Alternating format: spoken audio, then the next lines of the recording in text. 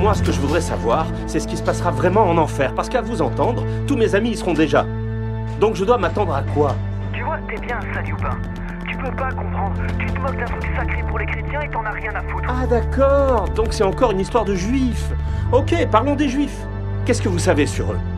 Pour les types dans votre genre, on dirait presque que c'est des créatures mythologiques. Des monstres. En fait, vous ne savez rien à leur sujet. C'est juste une cible facile pour vous. Parce que vous avez trop peur de vous remettre en question. Parce que vous avez besoin d'avoir un bouc émissaire à qui reprocher tout ce qui vous arrive. Parce que c'est plus facile que de s'en prendre aux vrais responsables de toutes vos galères. Que ce soit un gouvernement qui n'en a rien à cirer de vous et qui vous a toujours appris à croire le contraire, ou que ce soit vous-même. Étape Ça ne 5. peut pas être à cause de vous, On y est. donc c'est forcément à cause des Juifs. Je m'en occupe. La seule chose dont vous semblez Laisse-moi m'en convaincu, charger. c'est que pour être un bon juif, il faut être un juif mort. Et en même temps, vous semblez vous préoccuper de ce que les juifs pensent de vous. C'est toujours les mêmes rengaines. Les gens disent que le monde est fichu, que tout est horrible, que tout a changé. Ils regardent de travers leurs nouveaux voisins ou la nouvelle synagogue en ville. Et quand toute la journée tu n'entends que ça, tu pourrais croire qu'on est tellement plein de haine que c'est presque irréversible. Mais je vais vous dire quelque chose, et ça va peut-être vous surprendre. Moi, je crois que les gens ont toujours un bon fond. C'est pour ça qu'ils appellent, parce qu'ils veulent discuter. Ils veulent se sentir écoutés et compris. Au fond, on ne demande tous qu'à donner de l'amour. On veut pouvoir dire aux autres que tout ira bien. On veut boire une bière tranquille avec nos proches. Ces types, ils ont juste peur de ne jamais retrouver ça. Moi, je veux croire que nos meilleurs instincts triompheront, mais qu'il faut commencer quelque part. Donc je vous encourage tous à faire ça ce soir. Soyez bons avec les autres parce que nos paroles, nos idées, c'est tout ce qui restera de nous. C'est la seule chose qui compte. But now we come to a period that I call the battle for identity. Lies my grandma told me.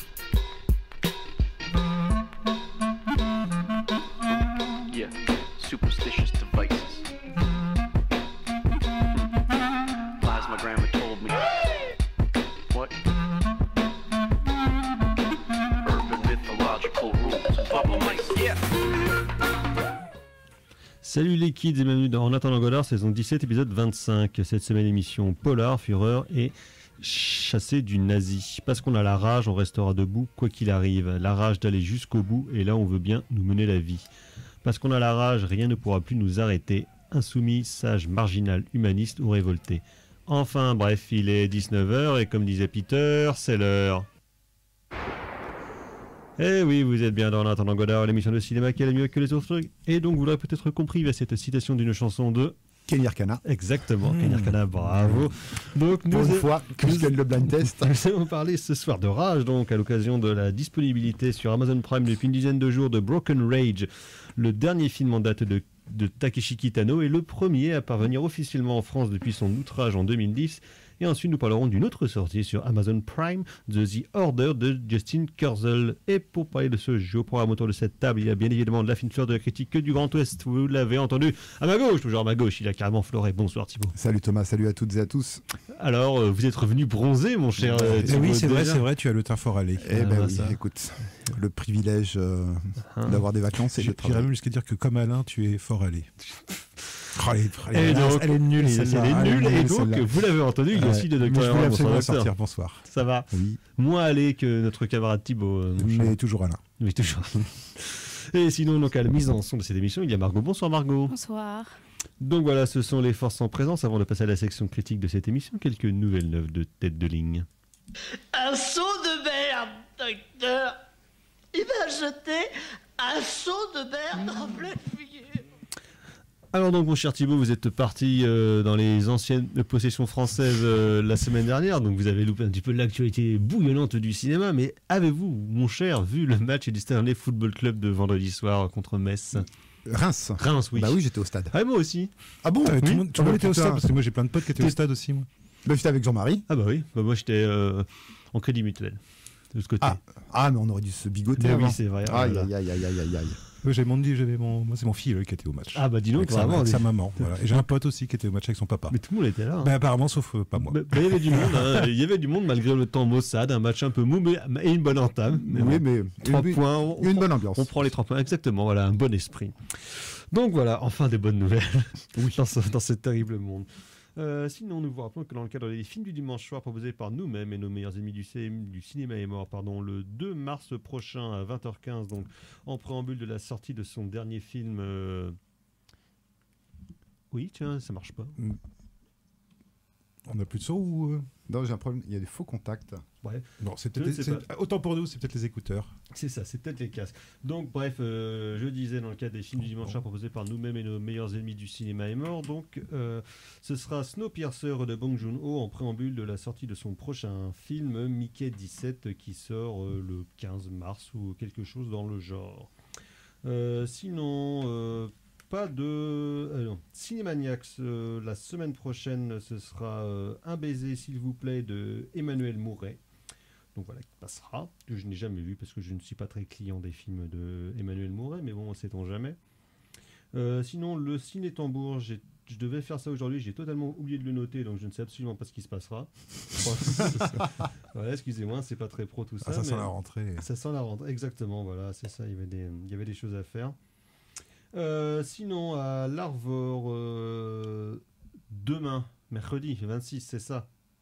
Donc, passera Blur to the End, documentaire consacré à Blur et la production de son dernier album et la tournée qui s'en est suivie. The Story of Darren, je crois, leur album qui est sorti l'année dernière. Le doc est pas super passionnant quand même, faut pas se le cacher. Voilà. Moi j'ai. Hop là, hop. Oh là, mais il n'y a que des pains. Ah mon Dieu, on fait plein de pains, dans le studio. Et donc voilà, qui est pas foncièrement passionnant, à part juste de voir, des vieux de 50 ans qui se reforment et qui font leur truc, mais voilà. J'ai arrêté à Think Tank. Blur. Non, mais en plus, l'album est pas mal, mais le documentaire n'a pas vraiment trop d'intérêt. À part de voir ces vieux grigous qui se tombent dans les bras, Graham Coxon, tout ça, ils ont de l'argent. C'était mieux avant. Non, même pas. Mais tu vois, c'est une belle réflexion métaphysique sur la vie et compagnie. Sinon, au niveau des sorties nationales, il y a un film d'animation, L'Attaque des Titans. C'est pas un... C'est un manga. C'est un manga. Oui, c'est un manga, ouais. Et c'était une série aussi, non? Ça a été un animé, ouais, une série animée aussi, ouais. Jamais regardé. C'est des trucs avec des gros monstres ou des gros robots. Ouais, c'est ça. C'est avec des espèces de mondes où il y a des titans. Je sais plus, moi j'ai jamais lu le manga, mais avec des titans qui viennent envahir, voilà, et puis il y a tout un truc. Pacific Rim, quoi. Ouais, avec un côté un peu, comment dire, pas rétro-futuriste, mais ce genre de truc avec des villes encerclées où les gens peuvent pas vraiment sortir. Enfin, je sais pas, en fait, j'en sais rien. Je n'ai jamais lu la BD. On s'est foutre rien. C'est mes filleuls qui lisent ça. C'est une sorte de dystopie dans un futur. En fait, c'est assez paradoxal parce que c'est censé se passer dans le futur. Mais sur certains points, on a plus l'impression d'être au Moyen-Âge parce qu'en fait, il y a la moitié de la Terre qui a été mangée par les titans, qui sont des êtres gigantesques. Et en fait, il y a des murs qui protègent la ville. C'est bien ça, il y a une sorte de mur. Voilà, c'est ça. Et en fait, il y a un des titans qui a détruit le mur, qui est beaucoup plus gros que les autres. Et ça, c'est le commencement de l'histoire. Et en fait, on se pose la question de pourquoi ce titan est plus gros que les autres, plus plein d'autres questions. Et ça dure sur 40 tomes. Et je crois, oui. Je crois qu'il y a pas mal de tomes. Hein. J'en ai lu un petit peu, mais oui, c'est assez long. C'est assez violent. Mais... c'est sympa. Voilà. Ça marche très bien en tout cas. Ok. Voilà, ça fait partie des mangas qui marchent très bien. J'ai bien regardé. Merci Eva. Dans un tout autre genre, il y a À bicyclette, une belle comédie douce amère. Biographie de Bourvil. Non, avec Pascal ou Philippe Prébeau, je sais plus, qui est l'ex-mari de Roman Boringer avec qui ils ont fait plein de films ensemble. Et là, il part avec son pote sur la route à vélo pour je sais pas. L'abondance m'a désintéressé très vite. Oui, non. Voilà. Sinon, il y a A Real Pain, un vrai pain de J.C. Eisenberg avec lui-même et puis Karen Culkin qui a ramassé quelques récompenses au dernier BAFTA. Pareil sur des gens qui font genre leur crise de la quarantaine et qui marchent à pied. Voilà, pour un beau film humain et délicat. peu à peu, truc à Alexander Payne. C'est ça, je pense, ouais. Sinon, il y a le nouveau film de Luca Guadagnino, Queer, basé sur le bouquin de William Burroughs. Oui, nous en parlerons la semaine prochaine. Il va falloir qu'on se fasse ça. Il va falloir se taper ça, effectivement, docteur. Donc voilà, j'ai un peu peur, hein, je dois dire. Moi. J'ai pas vu encore, hein, mais j'ai un peu peur. Tu l'as vu, toi? Oui, je l'ai vu, oui. J'ai raison d'avoir peur ou... N'anticipons pas. J'ai mon devoir de réserve. Oui, je le respecte. Sinon, il y a aussi une comédie française de Judith Davis, Bonjour l'asile. On avait déjà traité de son premier film ici, Judith Davis, dont j'ai oublié le nom, mais c'était pas trop mal. C'est pas de la comédie poète-poète, hein, c'est plus de la comédie un peu sociale, absurde. J'ai pas dû voir ça. C'était, je crois que tout ce qu'il me restera de la Révolution. Oui, c'était pas mal ça. Oui, c'était pas mal. Oui, c'était pas mal. Ça se regardait. Oui, je l'ai vu. Oui, j'ai vu en fait. Et sinon, dans un tout autre genre, donc il y a un documentaire biographique sur Led Zeppelin, Becoming Led Zeppelin, qui sort demain. Je ne sais pas, à Rennes peut-être, vu que le documentaire sur Brian Jones et les Rolling Stones est passé à la revoir, donc pourquoi pas celui-là, ça serait plutôt pas mal. Voilà, on va passer à la section critique de cette émission. On va partir au Japon avec une rage brisée. En attendant Godard sur Syllab, et donc c'était The Eyes avec The Two Timing Touch and Broken Bones, titre qui convient parfaitement donc au dernier long métrage en date de Takeshi Kitano, Broken Rage, qui est sorti il y a une dizaine de jours sur Amazon Prime, et comme je le disais tout à l'heure, c'est officiellement le premier film de Takeshi Kitano qui sort entre guillemets en France depuis son outrage, le premier outrage qui était sorti en salle en France en 2010, et les deux suites n'étaient pas sorties, je crois, officiellement en France, peut-être en direct ou vidéo, mais bien plus tard. Et son dernier film avant Broken Rage, donc Kubi, qui est sorti au Japon il y a 2 ans, qui est une genre de reprise du Shambara, n'est pas du tout sorti en France encore pour le moment. Et donc Broken Rage, de quoi ça parle? Eh bien, ça parle de Takeshi Kitano, tout simplement, comme Kitano l'a souvent fait dans ses films. Il met en scène ses deux facettes, puisque si à l'international il est plutôt connu comme étant l'auteur de films enragés et violents comme Sonatine ou Violent Cop, ou quelques films un peu plus, on va dire, entre guillemets, douce amère comme Dodge, je sais pas, ou bien Anabi. Il y a aussi L'été de Kikuhiro, un excellent film pour les enfants. Il y a aussi, il est notamment pas que, mais beaucoup connu au Japon en tant que amuseur public, qui sera un genre de mélange entre Lagaffe et puis Cyril Hanouna, qui se met des nouilles dans le slip, qui va se battre avec des poissons sur des plateaux de télé. Qui est spécialisé dans l'humiliation. L'humiliation. Mais qui est aussi la spécialité de son duo comique, en fait, The Two Beats. Beat Kiyoshi. Voilà, qu'il a fait et qu'il relate dans sa fameuse autobiographie qui est très cool, qui s'appelle Asakusa Kid, et qui, je crois d'ailleurs, est devenu un film. Ah oui. Oui, je crois qu'il y a un film que j'ai pas vu encore. Mais ils ont fait un film sur la jeunesse de Kitano, donc je serais assez curieux de voir ça. Et donc voilà. Et donc Kitano a régulièrement mis en scène dans ses films, on va dire, sa double persona ou sa double personnalité. Et on va revenir de toute façon sur la carrière de Kitano de manière générale. Mais dans ce film-là, donc Broken Rage, qui est un film très court, qui fait 1h06. 1h06 en fait, il nous raconte 2 fois la même histoire, une fois de manière, on va dire, sérieuse en mode vrai polar, et la deuxième en mode comédie débile. Donc pur projet, on va dire, vaniteux et un peu par-dessus la jambe parfois, on pourrait le dire. Carrément. Il est quand même à la fois très sympathique, mais en même temps il a pris l'argent tu sens qu'il a pris l'argent d'Amazon et puis c'est tout, quoi.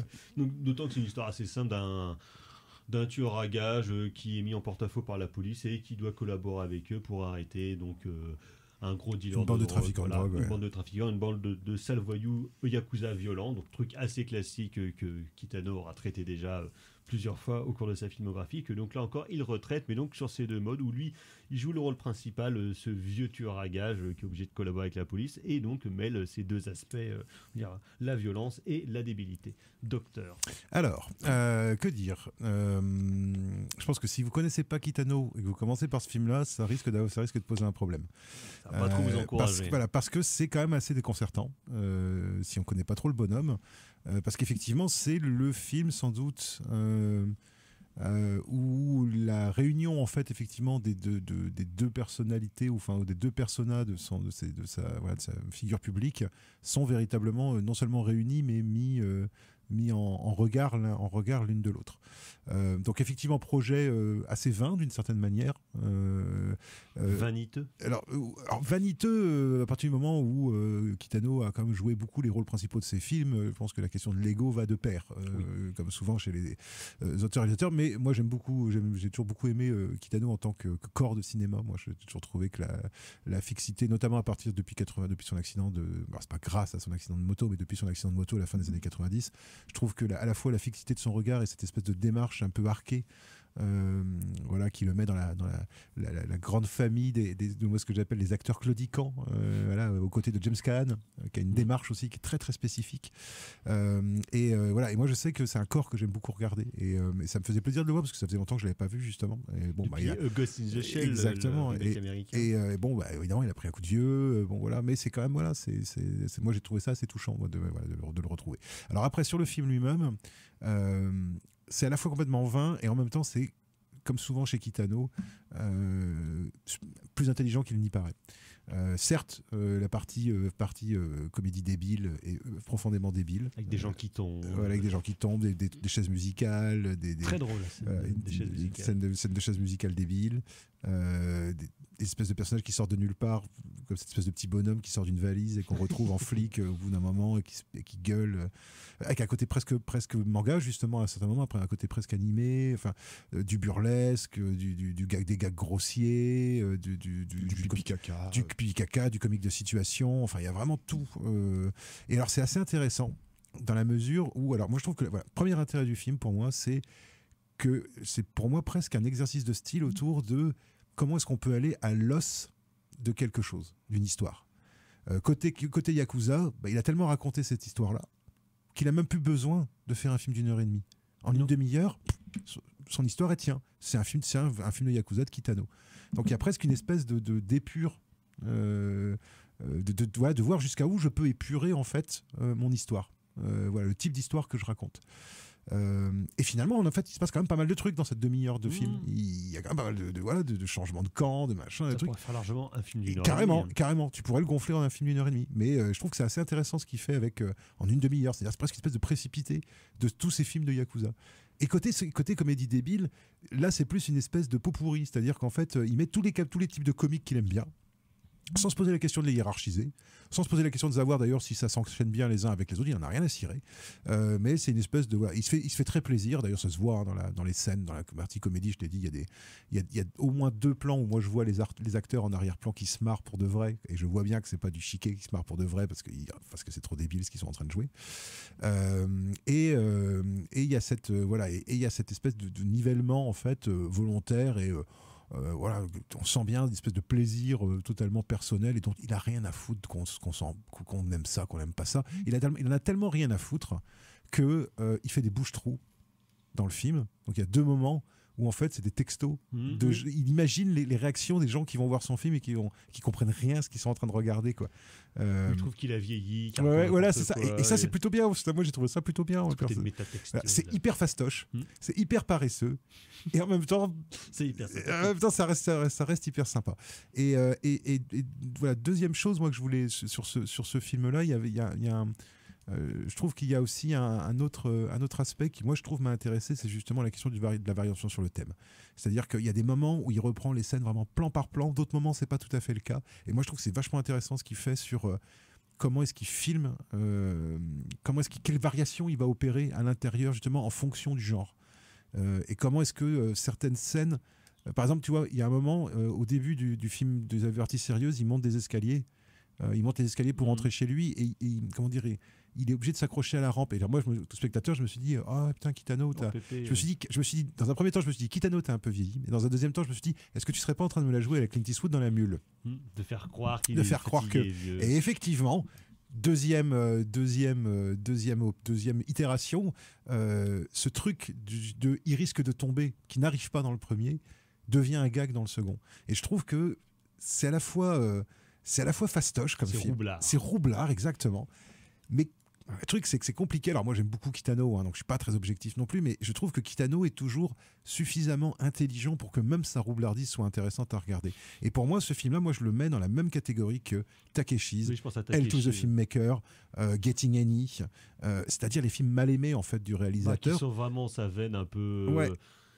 méta-débilos, quoi. Ouais, et ça vène un peu à Narco, parce que pour moi, il y a quand même quelque chose pour moi, il y aura toujours quelque chose d'assez subversif dans. Même le fait de prendre le pognon d'Amazon et de livrer ça, il y a, dans le foutage de gueule, il y a une espèce de. Vous aviez pas un film plus long? Non, non. Non, il y a une espèce une espèce de truc à Narco, quoi. Je trouve moi, je trouvais assez plaisant et qui est assez rare aujourd'hui au cinéma, d'avoir cette espèce de subversion. Margot. Oui, moi j'ai trouvé le film assez intéressant dans le sens où quand... ce que j'aime bien dans ce genre de film, c'est que quand ils sont rendus ridicules, ils sont presque plus réalistes, dans le sens où il y a tout qui se passe bien dans la première partie, tout est nickel, tout est propre, presque trop propre, et c'est assez attendu. Et au moment où il y a le comique qui ressort, et ben en fait on se dit, mais oui, mais en fait ça pourrait tellement arriver à tout le monde, où il entre dans le café, il y a trop de monde, du coup il n'arrive pas à s'asseoir, ou alors il s'assoit sur la mauvaise chaise, elle est cassée. Enfin, c'est des choses qui sont assez touchantes, je trouve, quelque part, parce que on s'y attend pas, donc on trouve ça drôle, et en même temps on se dit, mais en fait pourquoi le mafieux qui travaille avec la police, il serait forcément parfait, en fait. Et moi, c'est un regard que je trouve assez intéressant là-dessus. Je suis complètement d'accord, parce qu'en fait, ça montre qu'est-ce qui se passe en fait si on prend le même personnage et qu'on en fait un affreux maladroit, quoi. Et moi, j'aime beaucoup la scène de la noyade où il va noyer un chef mafieux. Et là, justement, c'est une scène où en fait, plan pour plan, quoi. C'est vraiment, et en fait, au bout d'un moment, t'en viens à te demander, tu te dis à quel moment ça va déraper. Et en fait, tu deviens en fait vachement conscient en fait du découpage. Ça, c'est assez intéressant, je trouve. Du coup, ça en fait quelque chose d'assez méta. C'est-à-dire que t'attends pas en fait des choses dans l'histoire, t'attends quelque chose dans le film, en fait. Et t'attends, en fait, tu te dis, ok, ça a fonctionné comme ça avant. Là, ça y est, ça commence à déraper. Qu'est-ce qui va se passer? Et du coup, effectivement, l'irruption de la comédie amène une surprise qui effectivement était totalement absente de la première partie, qui était justement du Kitano vraiment très convenu, mais à mon avis volontairement convenu.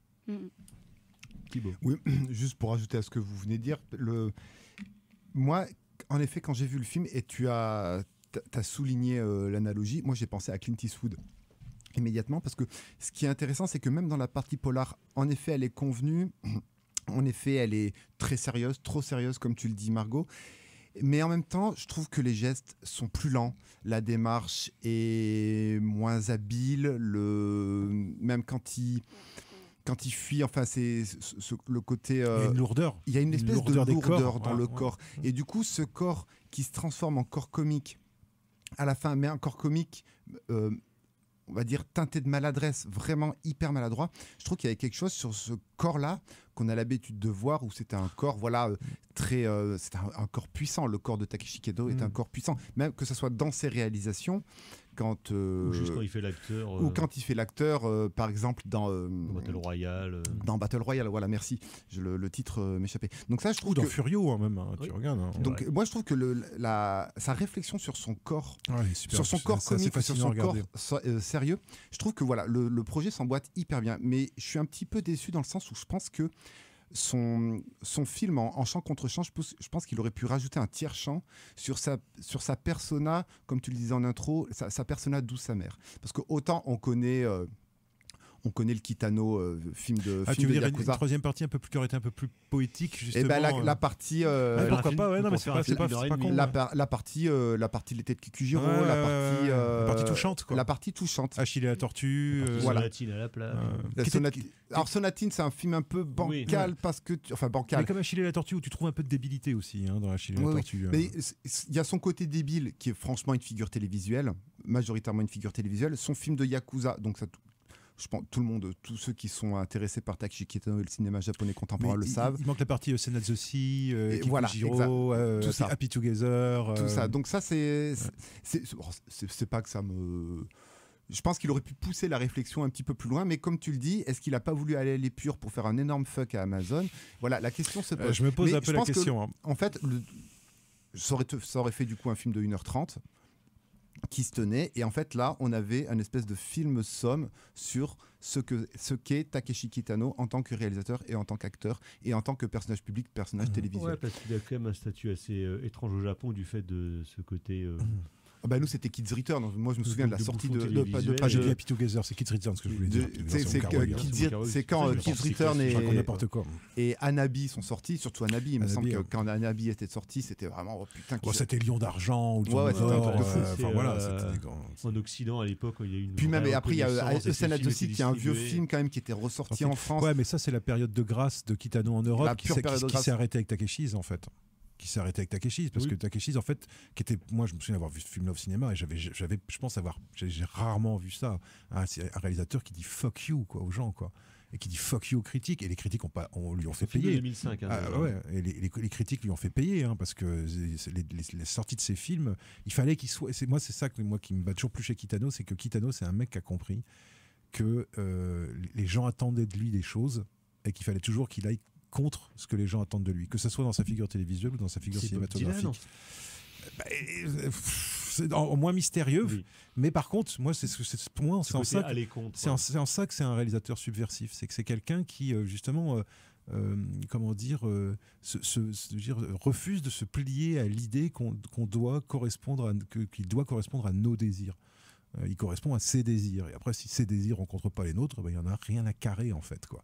Et moi je trouve qu'il y a une espèce de finalement quoi, de revendication. Après moi j'ai bossé pas mal sur Kitano, je suis très très fan du bonhomme, et moi j'ai une très grande passion pour les réalisateurs, pas maudits, mais les réalisateurs qui ne reçoivent que mépris de la critique française après avoir été adulés, parce que ça je trouve que c'est une marque une forme d'hypocrisie intellectuelle que je trouve absolument incroyable en France, où dans les années 70 Clint Eastwood était un facho, puis dans les années 90 c'était oh mon dieu, sur la route de Madison, le meilleur réalisateur du monde, et voilà. Et je me dis putain, mais un peu de cohérence quoi, certains d'entre vous quoi, parce que tu vois, genre Le Masque et la Plume quoi, un peu de cohérence quoi, parce que c'est l'anoblissement, puis après voilà. Et ça je déteste cette prétention critique française à dire tiens, tu es un artiste, non tu n'es plus un artiste, je te maudis, sors de la pièce, tes films ne sortiront plus en France. Et Johnny To, Choi Ark d'une certaine manière, qui n'a jamais été considéré comme un artiste, des gens comme Kitano, des gens comme Terry Gilliam, tous ces gens-là, enfin pour moi font partie du même club,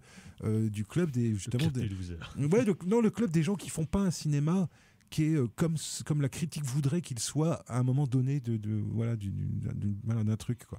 Et moi j'ai beaucoup de respect pour ces réalisateurs-là, quand bien même justement ils peuvent justement tourner un petit peu, comme c'est le cas chez Coppola ou chez Gilliam, à l'autarcisme quoi. Et où là évidemment ça rend leur cinéma beaucoup moins voire à l'aigreur, et ça rend leur cinéma beaucoup moins aimable. Donc ça a aussi son envers, et qui est pas très aimable, et moi je suis le premier à le reconnaître. Et chez Kitano il y a un peu ça aussi, oui, mais chez Kitano il y a quelque chose de méchant dans Takeshis et dans Hail to the Filmmaker, il y a quelque chose de mauvais quoi, tu vois. La trilogie Outrage est comme une trilogie, il y a pour de le coup putain de violence, putain de la violence, mais on sent qu'il y a une genre de la violence de série B, c'est de la violence crado de série B quoi, tu vois, de film d'exploit quoi, de direct ou DVD japonais quoi, de vouloir vraiment tuer le plus de monde possible dans un polar ultra violent pour faire un genre de polar de Yakuza hypertrophié, enfin une trilogie, tout en s'assurant que justement les critiques occidentales n'accepteront jamais de donner un prix à ce film, parce que Outrage, il n'y aura pas la Palme d'Or pour Outrage quoi, c'est sûr que... moi je me rappelle quand il est sorti, on en avait parlé ici à l'époque en 2010, où on était assez enthousiaste justement pour cet étalage de bourrinitude, c'est du dentiste complètement incroyable dans ce film là et puis de noirceur. Mais effectivement il avait été, en tout cas je crois à l'époque, plus ou pas très bien reçu non plus, en disant oui il fait un nouveau film de Yakuza qui est juste un étalage de violence, alors que non, pour moi c'est un de ses meilleurs films, et surtout c'est un des plus jusqu'au boutiste dans le discours autour du genre du film de Yakuza, parce que pour moi Outrage c'est vraiment le truc où il dit non mais en fait ces gens qu'on transforme en icônes ce sont des abrutis, et finalement dans celui-là on retrouve un peu ça aussi, ce côté bouffon dans la deuxième partie. Pour moi il y a ça, c'est-à-dire que mais voilà ce que ces gens-là se prennent au sérieux, et en fait c'est des clowns en fait quoi. Et je pense qu'il y a vraiment un truc derrière, qui a vraiment où on lui a dit vous faites du film de Yakuza qui célèbre les Yakuza, et en fait il a passé une bonne partie de ces dernières années à montrer que non pas du tout en fait. Non parce que même Sonatine c'était pas du tout. Non mais moi Hanabi non plus d'ailleurs, je veux dire hyper mélancolique. Oui, et puis il a pas une très grande sympathie pour les Yakuza qui pour lui sont des abrutis, cette espèce de truc de soumission au clan qui est très intéressant, des rituels qui sont très intéressants à filmer, mais parce que les rituels c'est toujours intéressant à montrer. Souvenons-nous de Aniki mon frère, Oui, qui est son film américain. Pareil, film américain qui est d'une brutalité, mais c'est un film de dingo, hein, Nicky mon frère, quoi. C'est un que j'ai vu, je pense. Avec outrage, c'est un des plus violents, quoi. Moi, je me souviens d'une scène de découpage de petits doigts en gros plan sur un billard, quoi. Putain, oh, Sinoche, bon Dieu de bois, quoi. Et ça aussi, j'ai du respect pour ça, quoi. Tu vois, c'est-à-dire que le mec, on lui dit, tiens, bah, voilà du pognon des États-Unis pour faire un film. Ok. Voilà, et je vous fais un film qui va être PG-17, plutôt NC-17 sur certains. Vous n'allez pas faire de fric avec mon film, ça je peux vous l'assurer. Et là, c'est un peu pareil, hein, parce que les gens qui vont tomber là-dessus sur Amazon Prime, je ne sais pas comment ils vont recevoir le film. Enfin, à mon avis, le film va avoir des critiques catastrophiques, hein, je pense. Hein. Ah bah c'est vraiment pour les happy few de Kitano. Ah bah ouais, il y a que les gens comme nous que ça peut. Oui, mais ça reste quand même. Enfin voilà, ça fait quand même une demi-heure qu'on en parle. Même si c'est un film mineur, même si c'est un film foutage de gueule. Ouais. Vu que ça reste un film de Kitano, ça reste toujours un film intéressant. C'est plus intéressant. Non, mais c'est bien les films de vie en ce moment là, parce qu'ils font tous un peu un genre de bilan de leur carrière, tu vois. Donc ça permet un peu de voir qui est qui. Mais c'est un vrai film. Franchement, c'est un vrai film bilan celui-là. Alors je sais pas quels sont ses projets. Il va encore tourner, il est encore en forme, il a que 75 ans. Hein. Mais c'est à la fois la récré et en même temps, je pense que ça commence en fait. Ouais, parce que son film précédent, Kubi, quand même, qui était comme je disais tout à l'heure, toute une réflexion autour du Shambara, du cinéma de Kurosawa et tout. Il y avait aussi ces côtés un peu bouffon de ces chefs de guerre, mais dans un vrai Shambara vraiment sérieux. Mais comme dans Zatoichi, bourrin. Où Zatoichi a des choses très drôles et dans un truc là aussi assez bourrin, quoi. Donc Kitano. Ouais, mais parce que Zatoichi en plus c'est spécial parce qu'il reprend une figure vraiment mythique du cinéma japonais. Donc il faut la retravailler en la modernisant, mais en mettant donc que ces éléments à lui, avec un truc un peu plus bouffon, avec un nouveau Zatoichi qui est blond peroxydé, avec mais qui reste un super film, avec un super numéro musical à la fin. Ouais. Avec tout ce côté comédie musicale et du sang numérique à gogo. Ouais. Tu regrettes justement qu'il n'ait pas fait plus de scènes de comédie musicale ou de films de comédie musicale. Mais ça, c'est comme tous les réals qui veulent en faire et que personne leur file de pognon. Comme John Woo, ça fait 35 ans qu'il veut faire une comédie musicale. Oui, à l'évidence. Ou Spielberg qui a attendu West Side Story pour en faire une, alors qu'il en parlait dès le début des années 80. Quoi. Ouais, mais ça marche plus la comédie musicale, mon pauvre monsieur. Si, Wicked, ça a marché. Hein. Le préquel au Magicien d'Oz. Ah oui, mais il faut que ça soit la grande des... soit Les Misérables ou un truc, faut que ce soit un truc qui a déjà marché, quoi, tu vois. Pas la semaine dernière, il va y avoir une nouvelle version des Misérables. Hein. Mais pas chantée. Hein. Ah oui, d'accord, française. Ouais, avec Vincent Lindon. C'est vrai. J'ai fait ce que j'ai pu. J'ai fait ce que Javert, j'imagine.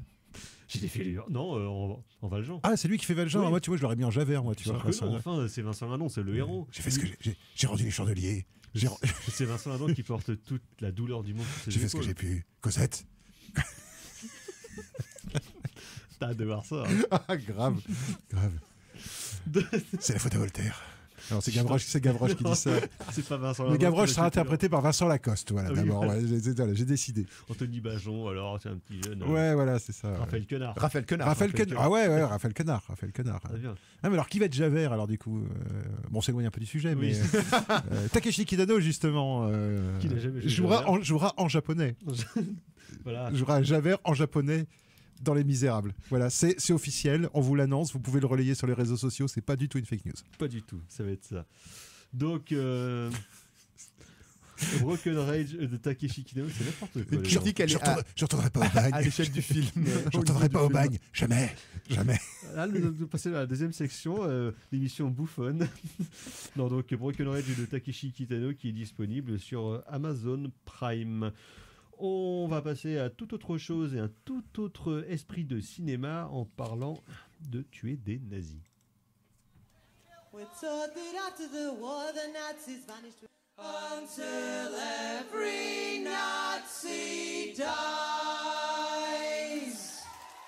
disiez que les Juifs utilisaient le sang de bébés chrétiens pendant quoi déjà ?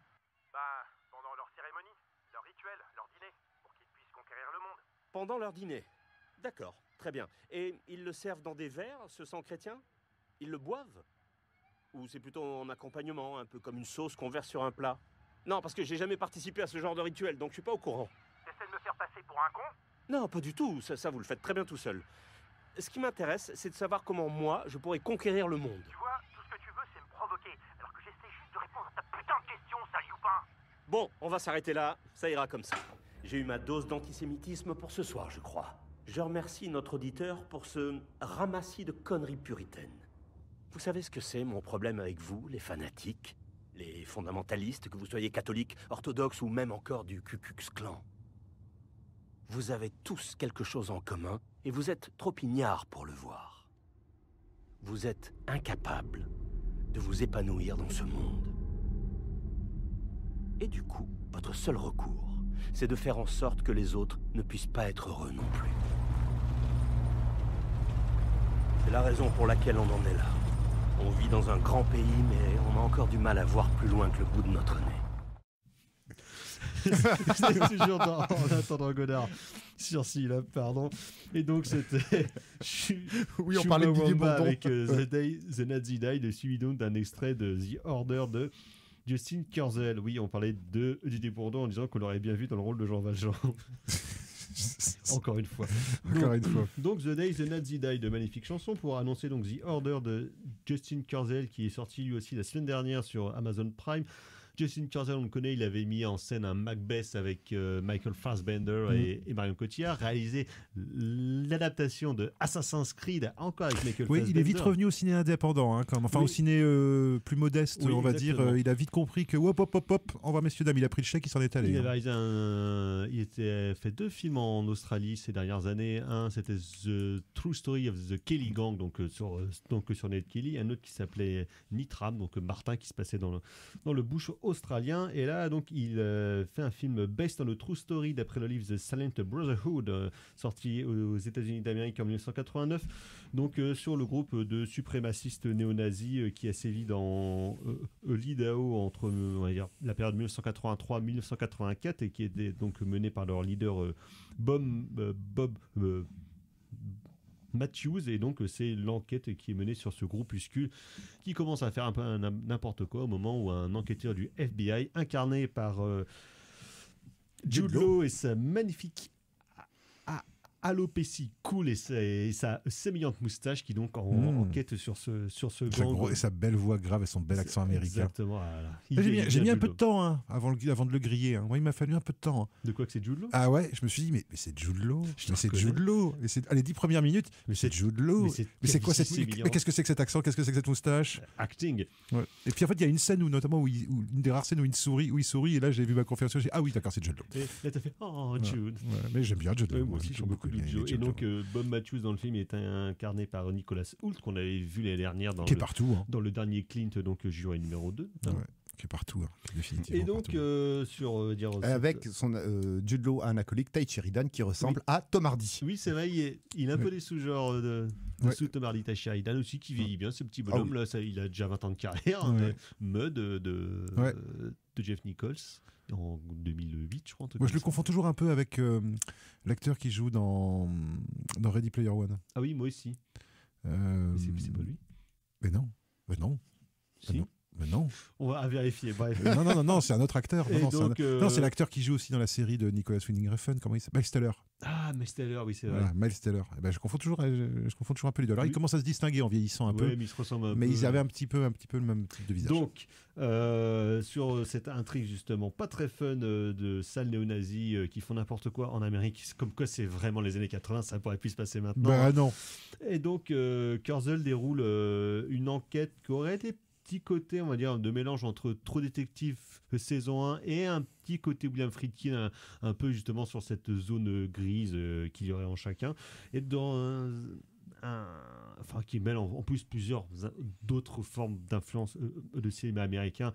Une notamment dont on pense, c'est Voyage au bout de l'enfer de Michael Cimino pour cette scène de chasse au caribou ou au daim peut-être. Au daim, comme dans le Cimino donc. Et donc film enquête très sec, assez bien tenu je trouve, et plutôt étonnamment assez bien mené, parce que je suis pas très fan moi des autres films de Kurzel que je trouve en général un peu trop maniérés, qui avaient tendance à avoir la main un peu lourde, notamment en termes de photographie, pour montrer qu'il était très fort. Oui, alors moi je crois que c'est mon premier. J'ai pas vu le Macbeth, j'ai pas vu son remake de Assassin's Creed. Ouais. Alors que le Macbeth, moi quand il était sorti, ça me titillait. C'est pas si mal. Ouais. Et mais j'avais dans mon imaginaire une vision du réal comme étant un grand formaliste, voire un maniériste, un mec qui se prenait un peu pour Stanley Kubrick. Et j'ai été finalement un peu déçu de voir que... tu t'attendais à un truc plus flamboyant. Voilà, un truc, je m'attendais à un truc maniériste. Mais peut-être que le sujet ne concordait pas avec cette mise en scène un petit peu flamboyante, voire carrément baroque. Du coup, passer cette mini déception, parce que quand même il y a des choses qui sont très intéressantes en termes de cadrage, en termes de photos, notamment l'arrivée de... C'est le même chef-op d'ailleurs que la saison 1 de True Detective. Ça se voit. Mais tout ce qui se fait en termes d'intérieur sur... parce que tu parlais de zone grise, la zone grise c'est vraiment Jude Law, parce que les autres personnages sont vraiment... Les nazis sont des nazis. Ils sont vraiment monomaniaques. Mais le personnage de Jude Law, voilà, c'est son arrivée dans le bar en clair-obscur, tout ça. Je trouve que c'est très très bien tenu à ce niveau-là. Mais je trouve que le film est... alors, tu as cité des noms immenses, hein, enfin, True Detective, Friedkin, Cimino. Et je trouve que le film reste en mode mineur quand même. C'est reste en mode mineur, c'est bien emballé, il n'y a aucun souci là-dessus, mais c'est par moments un peu chiant. Le récit est ultra balisé. Mais alors, il y a des codes. Tu sais très bien qu'à 45 minutes, va y avoir le mentor qui va arriver. Après, tu as la scène où Nicolas Hoult, le rookie va s'en prendre au mentor. Et puis après, avec cette scène Freedom, Never, Ever, là, je sais pas quoi, là, Whatever, Whenever, on dirait du Shakira. Qui est pas la purée, ouais, moi j'ai trouvé pas du tout réussi à ce niveau-là. Ouais, j'ai trouvé pas très crédible cette... Alors peut-être elle a eu lieu cette scène, mais moi je l'ai pas trouvé très crédible, cette espèce de retournement de foule pour montrer la dimension manipulatrice du personnage. Je pense qu'il n'y avait pas besoin de cette scène-là. Il n'y avait pas besoin. Une scène où le perso de Nicolas Hoult, Bob Matthews, retourne une salle. Voilà. En gros, c'est une assemblée de nazis. On s'en fout de la théorie, maintenant on passe à l'action. Mais certains sont plus modérés que d'autres et ils retournent tous les modérés nazis pour en faire des après, nazis. avec...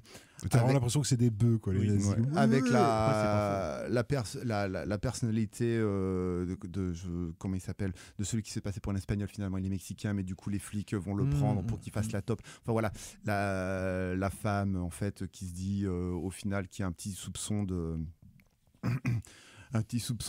pas de regret mais d'amertume.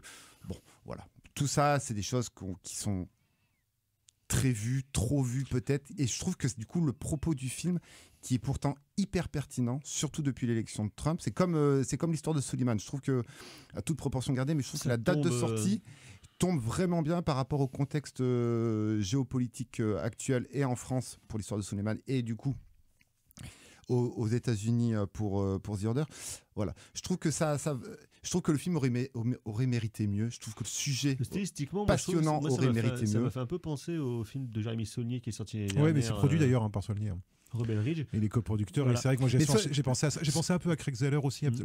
Ouais, mais Saulnier, les personnages sont tous, on en avait parlé, ils sont tous très très bien écrits. Le film est plus tenu parce que l'écriture elle-même des personnages est plus intéressante. Ouais. Mais tu sens qu'ils sont un peu dans une même veine formelle, on va dire, en tout cas de faire des films du milieu, de faire des genres de polar réalistes, quoi. Ouais. Il y a un peu une même volonté. Le truc, c'est que le film penche un peu du côté Mississippi Burning, en fait. Ah oui. Tu vois, il y a un peu ce côté justement on cite Alan Parker là. Tu vois, pédago. Ouais. Moi je déteste pas mais c'est moi non plus, mais il y a cette espèce d'académisme de la narration qui rentre un peu en conflit finalement avec la qualité de l'image ou de l'interprétation des acteurs qui est très bonne aussi, moi je trouve. Oui, mais parce que ça joue très très bien, il n'y a pas de problème. Aussi, c'est que vu le sujet, ils se sont dit autant y aller mollo sur le. Alors, ouais, mais du coup, ce manque de prise de risque, tu te dis, le film s'adresse à qui ? Parce que c'est quand même un film mi-bon, mi-con, ou mou du genou, ou ce que vous voulez. Mais du coup, il s'adresse à qui ? En fait, c'est que c'est pas très... Moi, je trouve que les analogies avec la période contemporaine, moi, je trouve que c'est pas ce qui est le plus habile en termes d'écriture dans ce film-là. Oui. Il y a le texte final, il y a le carton final. Là aussi, en fait, on a l'impression que le scénariste, en fait, a un peu peur qu'on comprenne pas bien. Alors que bon. Et en fait, je pense que le film est destiné aux Américains. C'est-à-dire que nous, Européens, en fait... en tout cas, quelque part, il y a une... et je pense que c'est lié au sujet, parce qu'en fait, il y a un truc quand même dans ce film qui est assez bien montré, même si c'est pas le sujet, c'est plutôt autour du sujet que le sujet lui-même. C'est le fait que le nazisme aux États-Unis, aussi surprenant que ça puisse paraître pour nous, en fait, il y a une espèce de logique sur pourquoi est-ce qu'on trouve ça aux États-Unis. Parce qu'en fait, les États-Unis, c'est le pays qui n'a connu ni le nazisme ni le communisme. Et donc, ils vivent dans des fantasmes par rapport aux idéologies. C'est-à-dire que l'idéologie américaine, c'est l'idéologie libérale. Voilà. Et l'idéologie fasciste, de la même manière finalement que l'idéologie communiste, même si elle a été éradiquée dans les années 50, mais relève finalement d'une vision fantasmée en fait, de l'idéologie. C'est-à-dire que c'est des gens qui n'ont jamais connu ces idéologies mises en pratique dans des pays.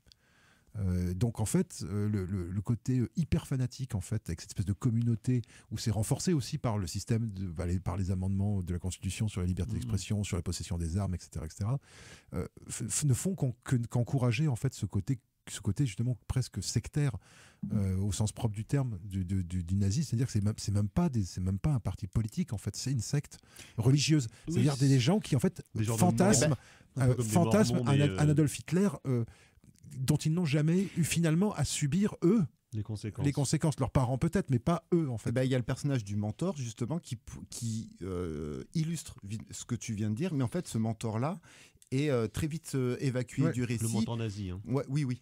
Pour mettre en place un Nicolas Hoult qu'on essaye de faire passer justement pour un espèce de nouveau prêtre évangélico-nazi, mais il y a cette scène ridicule Shakira qui fait que du coup ça baisse un peu, et puis au final à la fin le chef se transforme en espèce de petit braqueur, enfin de petit braqueur à quelques millions de dollars, mais de braqueur en fait, de convoi qui fait sauter des cinémas porno. Qui mène l'enquête parce que les nazis se mettaient à faire des braquages. Voilà, pour un trésor de guerre. Pour leur ordre. Pour un trésor de guerre. D'ailleurs, il y a une scène, moi je trouve que en effet, il y a une scène de poursuite sur une autoroute qui est plutôt pas mal. Moi je trouve la scène avec le fourgon là, c'est bien, c'est plutôt chouette. Elles sont sèches, elles sont un peu sèches, elles sont pas mal. Tu as l'impression que le film passe vraiment à côté en fait, de son sujet. Je suis d'accord avec toi. Moi, je pense que le problème principal du film, en fait, c'est que selon que tu es un Européen ou un Américain, en fait, je pense que tu n'as pas la même vision. C'est-à-dire que nous, on sait, je veux dire, historiquement et culturellement, on sait que les nazis, c'est des sales types. Oui, enfin, c'est pas... On sait que c'est des sales types. N'empêche qu'ils reviennent partout en Europe quand même. Oui, mais on sait. C'est pire. Les Américains, ils ont au moins quelque part le bénéfice de la candeur ou de la naïveté et de l'ignorance. Ce qui n'est pas le cas des personnages qui sont d'affreuses ordures, mais très bons pères de famille par ailleurs. Enfin, bon père de famille avec des enfants à côté, quoi, tu vois, avec des maîtresses, des machins, quoi, tu vois. Mais oui, je mettrais pas à mon gamin de 5 ans. Alors justement, c'est là où je trouve que le double portrait Nicolas Hoult, Jude Law est intéressant. C'est que et ça, peut-être qu'ils auraient dû alléger un peu justement sur les analogies politiques, qui à mon avis parlent d'elles-mêmes dans le film, et peut-être creuser un peu plus justement ce rapport de gémellité entre les deux, ou de gémellité inversée. Le champ contre champ entre les deux personnages. Parce que classique de polar où le flic qui poursuit, ou le méchant et le double inversé, quoi. Parce qu'en fait, le méchant a tout ce que Jude Law n'a pas. C'est-à-dire qu'il a une femme, il a 2 femmes, il a des enfants, il a une maison. Jude Law, c'est un mec qui est rincé, on sent qu'il voit plus ses gamines, on sait c'est pas trop. Il a pas sa femme au téléphone. C'est un mec qui vit dans une espèce de misère affective complètement incroyable, alors que l'autre, et c'est là l'injustice presque, c'est que l'autre vit entouré d'une très grande affection de ses proches. Et c'est genre de rêve américain. Et c'est là où je trouve que le personnage de Jude Law justement se rachète. Il se rachète pas en tuant le nazi, il se rachète en essayant de le sauver.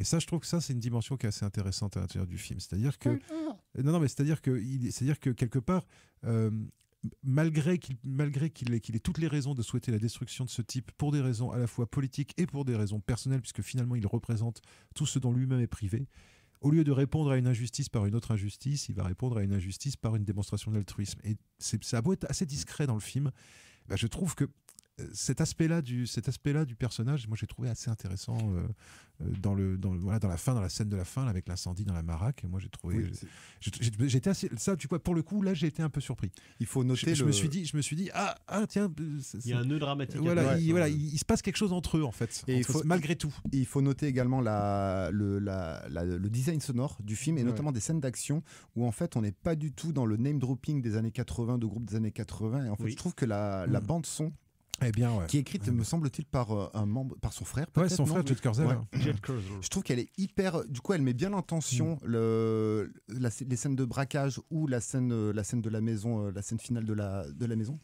Je trouve qu'il y a un contrepoint intéressant.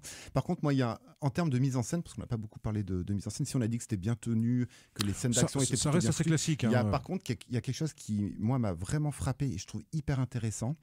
Et en effet, un plan ou des plans valent mieux que 1000 discours. C'est la manière dont il a de cadrer généralement les arrivées de personnes à travers des portières, à travers des vitres.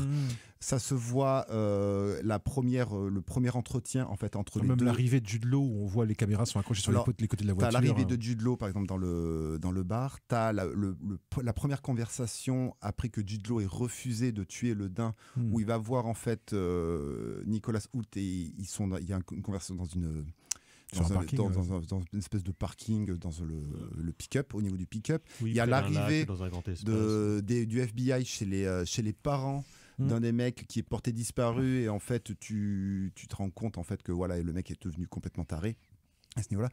Et je trouve qu'en termes de communauté et de destruction de la communauté américaine, rien que par des plans, il arrive à faire il arrive justement, le réal, il arrive à faire ressentir quelque chose. Du coup, je reviens encore toujours sur cette scène Shakira là, mais elle est c'est vraiment un cheveu sur la soupe. En fait, cette scène, parce que par sa mise en scène, il arrive à dire énormément de choses. Mais c'est justement, pour moi, c'est une scène qui est superflue, mais c'est une scène de scénario superflue en fait.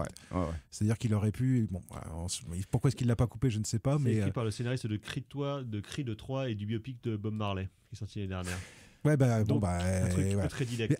Mais tu vois, alors qu'à l'inverse, et justement, c'est peut-être justement dans les moments où le scénario le laisse un peu plus libre. Par exemple, quand Jude Law va annoncer, alors on spoil joyeusement, mais quand Jude Law va annoncer la mort de Ty Sheridan. Ty Sheridan qui joue dans Ready Player One. Hein.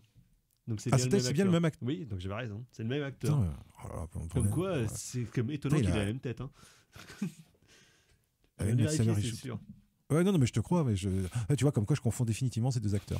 Mais peut-être sont une même personne. Oui, peut-être. Peut-être bien. On ne sait pas. On ne sait pas. Peut-être s'agit-il d'une. Voilà, exactement. Moi, je les ai jamais vus dans une même pièce. Mais ouais, je sais plus ce que je disais. Oui, la scène où donc justement il va voir la veuve de Ty Sheridan, hashtag Miles Teller, et où il va, et voilà, et où il n'y a pas de dialogue. Oui, c'est une très belle scène. Voilà, elle est bien cette scène parce que la fille arrive, elle voit sur la tronche de Jude Law. Pareil, quand Ty Sheridan il meurt, la réaction de Jude Law, elle est bien, moi je trouve, parce que il joue la sobriété. Ouais, parce que tu te dis putain, il a déjà connu ça. Tu sais pas trop en fait pourquoi. Voilà, mais tu dis putain, merde, c'est de ma faute. J'ai entraîné ce type-là, j'ai entraîné ce jeune type qui lui aussi est père de famille, qui est lui aussi a ce que l'autre n'a pas. Et voilà, enfin, je trouve qu'il y a des choses. Il y a quand même de quoi. Il y a quand même de manger. Derrière un film finalement assez classique, il y a quand même, je trouve, à la fois une bonne maîtrise des scènes d'action, voilà, et je trouve dans certains moments de personnages justement des choses qui se passent, une direction d'acteur qui je trouvais pas mal. Décor naturel incroyable. Ouais, les décors sont super. Tourné au Canada, mais oui, au sud du Canada, mais c'est à côté. Mais voilà. Incroyable, gestion de la montagne, pareil. Et des plans au début où il va sur un bord d'un étang où ça fait carrément penser à The Deer Hunter. Complètement. Et même quand ils sont en Californie, la route, tu la vois pas, la piste, la Gold Rush, là, tu la vois pas du tout. La gestion des montagnes est hyper bien, gestion de la forêt hyper bien foutue également. Exactement. Donc The Order de Justin Kurzel, ça vaut le coup de regarder quand même. Disponible sur Amazon. On va passer au coup de cœur. Tout à coup, Jean-Michel Mimosé. C'est de la merde. C'est de la merde. Je voudrais que tout le monde s'imprègne. Merde. Tout le monde s'imprègne de cette. C'est vraiment la plus grande merde des merdes. Les coups de cœur carrément fleurés. Alors moi, les coups de cœur, ça va être un film d'animation français sorti en 2020, c'est Le Sommet des Dieux de 2020 déjà. Ouais, de Patrick Imbert, film qui donne littéralement le vertige, vertige bien entendu lié à la pratique de ce sport de taré qui est l'alpinisme. Vertige lié également aux doutes humains qui sont admirablement bien retranscrits. Et finalement, vertige d'une qualité d'un cinéma d'animation français vraiment au top niveau. J'ai souvenir d'une scène dans les Alpes avec des espèces où il reste suspendu en l'air et tout. Il y a des vrais moments de suspense vachement bien. En contrepoint de ça, je ne sais pas pourquoi, mais j'ai maté le truc de Inoxtag, Kaizen, voilà, en accéléré bien entendu, je ne vous le cache pas. 2h40, putain. Préféré Le Sommet des Dieux. Alors que tu aurais pu regarder les films sur la montagne de Werner Herzog, ça aurait été quand même autre chose. Non, mais sur Arte, il y a le film dont on a parlé à propos de Leni Riefenstahl qui s'appelle La Montagne Bleue. La Montagne Bleue. Oui. Voilà. Il était sur Arte il n'y a pas si longtemps, peut-être y est-il encore. Mais parce que c'est une chaîne de nazis. Non, d'Allemands. Ah bah oui. Merci Thibaut. Donc docteur. La boucle est bouclée. Vous avez la parole. Alors moi, ce sera une BD, puisque ce sera Le Génie des Alpages, BD des années 70, écrite par Fmur, qui était une BD qui me plaisait beaucoup quand j'étais enfant, parce que c'était pas une BD pour les enfants. Et du coup, il y avait plein de trucs bizarres et de blagues cheloues et de trucs qui se passaient à l'arrière-plan, comme chez Gottlieb. Non, pas trop, mais de temps en temps un peu, mais pas trop. Il y a un peu de nichon, mais sinon ça va. Mais c'est surtout qu'il y a plein de trucs à l'arrière-plan. En fait, c'est un peu comme les BD de Gottlieb. Il y a plein de petits gags, il y a plein de sous-histoires en fait qui se déroulent dans les arrière-plans. Et donc du coup, c'est des BD assez comédica. Ouais, assez curieuses, assez absurdes. Voilà. Et donc je suis en train d'en relire quelques tomes et c'est toujours ça aussi. Vous fait rire le soir au cabinet. C'est toujours aussi sympathique. C'est toujours aussi sympathique. Bien, merci. Alors moi, sinon, ce sera Le Prédicateur et The Apostle, le premier long métrage, je crois, réalisé par Robert Duval. Ouais, qui est bien. 1997, film pas vu depuis. Magnifique, ouais, c'est un super film, bouleversant, où Robert Duval est on fire dans le rôle donc du prédicateur, avec aussi un tout jeune Walton Goggins qui traînait par là, et une musique absolument magnifique de David Mansfield. C'était vraiment une très très belle découverte. Le prédicateur, c'était bien ça. Ouais, exactement. Margot. Ce sera la saison 2 de Bref, tout simplement. Ah oui, qui est sortie il y a 2 semaines, si je ne m'abuse. Donc, voilà. Une série faite par des vieux, mais avec plein de youtubeurs. Non, ça... Alors moi, on m'a dit qu'il y avait plein de youtubeurs qui faisaient des petits... Il y avait plein de copains à lui. Ah non, mais moi, je suis incapable de les reconnaître. Moi, je reconnaîtrais Alexandre Assier et Jean-Paul Rouve, c'est tout. Il y a les deux, ils sont là, mais Ken Kojandi, il a 42 ans, donc il n'est pas... c'est un quadra, du coup. Oui, mais c'est plus un jeune. C'est un vieux, donc, du coup. Bah si, à 40 ans, c'est fini. Tu sais bien que c'est fini, mais tu le sais pas encore, mais nous, on sait. C'est pas parce que tu as fêté tes 46 ans Exactement. hier. Hein, exactement. Tout le monde n'est pas dans ta situation. Ouais. Et je vais me faire une tisane ce soir en rentrant. Donc merci Margot. Je vais continuer mon tricot. Merci messieurs, merci Margot. On se retrouve la semaine prochaine, prochaine émission, prochaine édition. Ah, ciao, bonsoir, salut les vieux. Salut. Bonsoir.